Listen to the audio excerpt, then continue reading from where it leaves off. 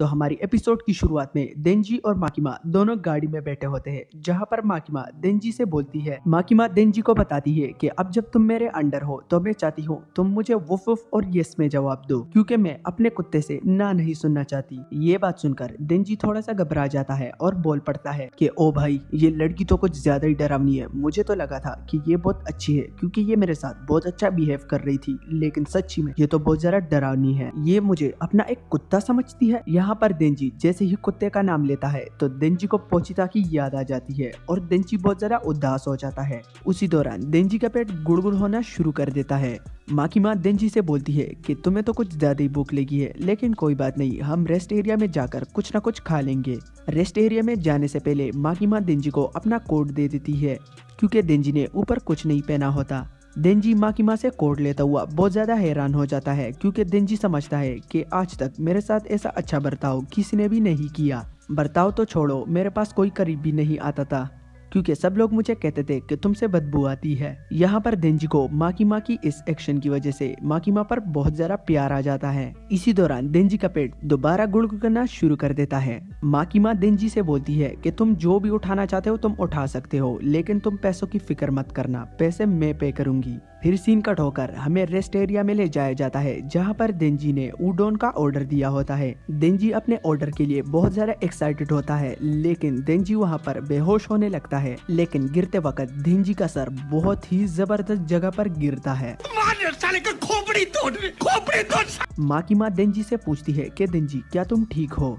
जिसके जवाब में देंजी बोल पड़ता कि मुझे माफ करना, चेनसा यूज करने से मेरा सर चकरा रहा है और कुछ भी नहीं है। माकिमा फिर देंजी से पूछती है कि आखिर तुम्हारी ऐसी हालत कैसे हुई? जिसके जवाब में देंजी माकिमा को बोलता है कि मेरे साथ मेरा एक छोटा पेट हुआ करता था जिसका नाम पोचिता था, लेकिन उसने अपनी जान देकर मेरी जान बचा ली। माकिमा देंजी से बोलती है कि तुम्हारा ये केस बहुत ज्यादा रेयर है और हम इसका कोई भी हल नहीं निकाल पा रहे, क्योंकि हमने ऐसा केस पहली मर्तबा देखा है। लेकिन मैं तुम्हें इतना बता सकती हूँ कि तुम्हारा दोस्त तुम्हारे अंदर बिल्कुल सही सलामत है। मैं अपनी नाक से सूंघकर तुम्हें बता सकती हूँ कि तुमसे डेविल और ह्यूमन दोनों की स्मेल आ रही है, तो इसका मतलब तुम्हारा दोस्त तुम्हारे अंदर बिल्कुल सही सलामत है। देंजी ये बात सुनकर बहुत ज्यादा एक्साइटेड हो जाता है, लेकिन वो एक्साइटेड थोड़ी देर के लिए होती है, क्योंकि देंजी वहाँ पर दोबारा बेहोश हो जाता है। फिर नेक्स्ट सीन में हमें दिखाया जाता है कि देंजी ने सबसे ज्यादा मजे लिए होते हैं, वो माकिमा के लैब में सो रहा होता है। फिर उसके बाद देंजी और माकिमा दोनों नूडल्स खाने लगते हैं। देंजी माकिमा के हाथ से उडोन खा रहा होता है, बिल्कुल एक कुत्ते की तरह। उसी दौरान देंजी अपने आप में हिम्मत लाकर माकिमा से सीधा पूछता है कि माकिमा, तुम्हें कैसा लड़का पसंद है? माकिमा बोलती है कि मुझे डेंजी टाइप पसंद है।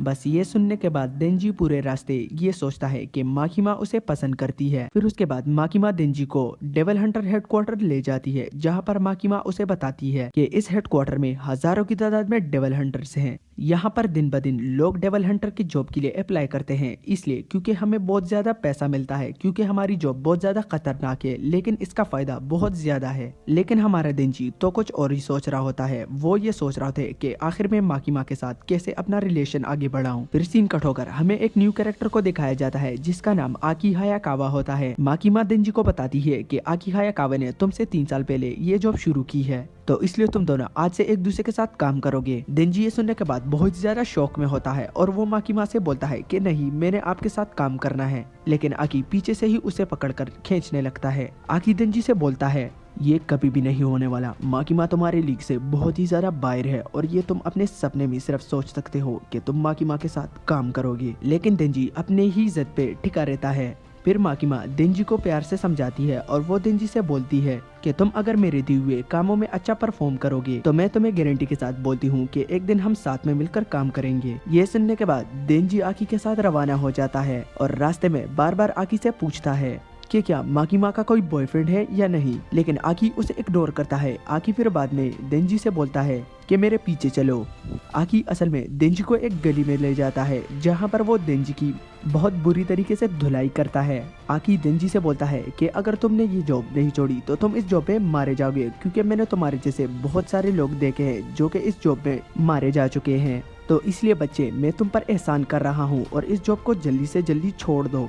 और अगर तुम माकिमा की फिक्र कर रहे हो तो मैं उसे बता दूंगी कि तुम मुझसे भाग गए। ये सुनने के बाद आकी वहाँ से जाने वाला होता है कि देंजी आकी पर अटैक करता है। देंजी और कहीं नहीं बल्कि उसके सीधा नट पे लात मारता है, जिसकी वजह से आकी जमीन पर गिर जाता है। देंजी बार बार आकी को मार रहा होता है और उसे बोलता है, आकी तुम मुझे क्या समझ पाओगे, मैंने पूरी जिंदगी में ऐसा खाना कभी भी नहीं खाया था जो कि मैंने माकिमा के साथ खाया था, और अगर मुझे उस जैसा खाना और माकिमा के साथ बैठने का मौका मिले तो मुझे किसी की भी फिक्र नहीं और ना ही अपनी जान की भी फिक्र है। आकी ये सुनने के बाद देंजी पर दोबारा अटैक करता है, लेकिन देंजी दोबारा से उसके नट में लात मारकर उसे जमीन पर गिरा देता है। फिर उसके बाद आकी वहाँ पर बेहोश हो जाता है।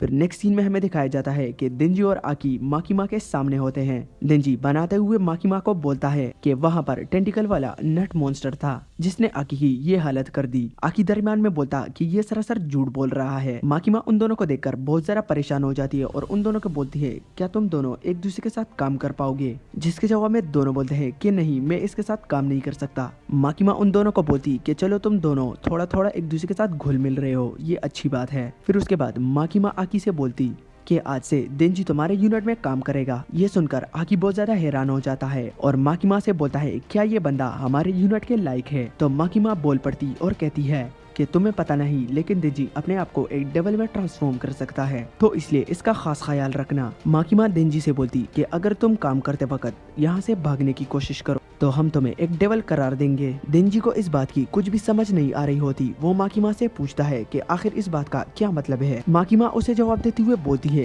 कि मेरा मतलब है कि जब तक तुम मर नहीं जाते तुम हमारे लिए काम करोगे। फिर उसके बाद देंजी और आकी दोबारा रोड पर रवाना हो जाते हैं, लेकिन इस मर्तबा आकी देंजी से बोलता है कि आज से तुम मेरे साथ रहोगे और अगर तुमने भागने की कोशिश की तो मैं तुम्हें मार डालूंगा। ये बात तुमने अपने कानों से सुनी है। फिर उसके बाद हमें देंजी का सीन दिखाया जाता है जो कि घर पर जंगलियों की तरह बिहेव कर रहा होता है। कभी देंजी जंगलियों की तरह खा रहा होता है और कभी बाथटब को मार रहा होता है और नहा भी रहा होता है, साथ में गुनगुना भी रहा होता है, और कभी देंजी टॉयलेट यूज करते वक्त सारे टिश्यू को खत्म ही कर देता है। फिर नेक्स्ट सीन में हमें दिखाया जाता है जहाँ पर आकी और देंजी एक घर के सामने होते हैं जहाँ पर बहुत सारे कॉप्स भी होते हैं। असल में उन्हें एक रिपोर्ट मिली होती है कि इस घर में एक मॉन्स्टर है। फिर उसके बाद देंजी और आकी घर के अंदर बढ़ते हैं तो वहाँ पर उन्हें एक मॉन्स्टर नजर आता है जो कि एक बर्ड को खा रहा होता है। वो मॉन्स्टर उन दोनों को देखकर चिल्लाने लगता है और उन्हें बोलता है कि मुझे डेविल हंटर से नफरत है। आकी ने देंजी से बोला था कि अगर तुम इस मॉन्स्टर को मारने वाले हो तो अपनी चेनसा पावर को यूज करो, लेकिन देंजी एक्स उठाकर उस डेविल के सर को ही उसके बदन से अलग कर देता है और इसी तरह वो डेविल वहाँ पर ही मर जाता है। आकी देंजी से बोलता है कि मैंने तो तुम्हें बोला था कि अपनी चेनसा पावर को यूज करो, ये तुमने क्या कर दिया? तो देंजी आकी को जवाब देते हुए बोलता है कि अगर मैं अपनी चेनसा पावर को यूज करता तो यहाँ पर बहुत ज्यादा खून खराबा होता और असल में मैं इस डेविल को इतना ज्यादा तकलीफ नहीं देना चाहता था। ये बात आकी को हजम नहीं होती और वो देंजी से बोलता है कि तुम्हारी इन्फॉर्मेशन के लिए मैं तुम्हें बता दूं कि मैंने अपनी फैमिली को खोया था अपने आंखों के सामने ही। एक डेविल ने मेरे आंखों के सामने ही मेरी सारी फैमिली को मार डाला, तो इसलिए मुझे जहाँ पर भी डेविल नजर आता है मैं उसे बदतर से बदतर मौत देना चाहता हूँ। इसी तरह हायाकावा अपनी बात खत्म करते ही देंजी को वहाँ पर छोड़ देता है और नीचे पुलिस वालों के साथ खड़ा हो जाता है। देंजी ऊपर से सोच रहा होता है कि मेरी लाइफ 10 आउट ऑफ 10 है, लेकिन मुझे एक चीज की कमी हो रही है और मुझे ये पता नहीं कि मुझे किस चीज की कमी है। देर तक सोचने के बाद देंजी को समझ आ जाता है कि उसके लाइफ का गोल माकिमा के बूब्स को टच करना है। फिर नेक्स्ट सीन में हमें दिखाया जाता है कि माकिमा देंजी से बोलती है कि मैं तुम्हें किसी के साथ मिलाना चाहता हूँ और वो तुम्हारा आज से पार्टनर होगा। माकिमा देंजी को बताता है कि थोड़ा ध्यान से, क्योंकि वो एक मॉन्स्टर है लेकिन वो तुम्हारी तरह है। फिर उसके बाद हमें एक नए कैरेक्टर को दिखाया जाता है जिसका नाम पावर होता है और वो आज से देंजी के एक पार्टनर है। तो इसी तरह देंजी और पावर अपनी पहले मिशन पर निकल जाते हैं। उनका मिशन ये होता है कि शहर में आसपास में छोटे मोटे डेविल्स को मारना, लेकिन पावर बिल्कुल भी सब्र नहीं करती और देंजी को बार बार बोलती है कि मुझे एक डेविल का इंतजाम करो कि मैं उसे जल्दी से मार दूं। बात बात में देंजी को पता चलता है कि पावर को असल में आकी ने देंजी के लिए सेलेक्ट किया है। देंजी ये बात सुनकर बहुत ही ज्यादा हैरान हो जाता है, लेकिन थोड़ी देर सोचने के बाद देंजी को बहुत ज्यादा गुस्सा आ जाता है क्योंकि आकी ने देंजी को इसलिए पावर का पार्टनर बनाया ताकि वो उसे फायर कर सके जब कहीं भी देंजी अच्छा बिहेवियर ना करे। फिर थोड़ी देर के बाद पावर को खून की स्मेल आने शुरू हो जाती है और वो बहुत तेजी से भागने लगती है। वहाँ पर एक पुलिस वाला मदद के लिए फोन पर होता है, लेकिन पावर उसी डेविल को अपने खून के बने हुए हैमर से चकनाचूर कर देती है। और इसी के साथ हमारा एपिसोड यहाँ पर खत्म होता है। अगर एपिसोड पसंद आया तो वीडियो को लाइक कर दो, चैनल को सब्सक्राइब कर दो और इस वीडियो को शेयर भी कर देना। Thank you.